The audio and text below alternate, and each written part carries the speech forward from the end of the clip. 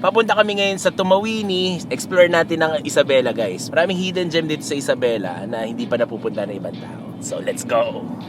You know it's all about the conquest. What's next? Let's go! Working like you're obsessed. Think about what you want, what's your future? What kind of person would it take to seduce her? So what's next? Be obsessed with winning. So, grabe. Ang ganda, guys, oh. Ito binabayaran mo sa probinsya. It's never promised, so feel blessed. Live life, don't be too cautious. Trust the process. Into deep, I'll never quit. I wanna see this through. Yeah, I'm all in, and I will hold my head. So, masaya naman. At least nakapag-relax. Ito yung mga something na hindi nababayaran ng tao. Oras. I will not lay down my arms.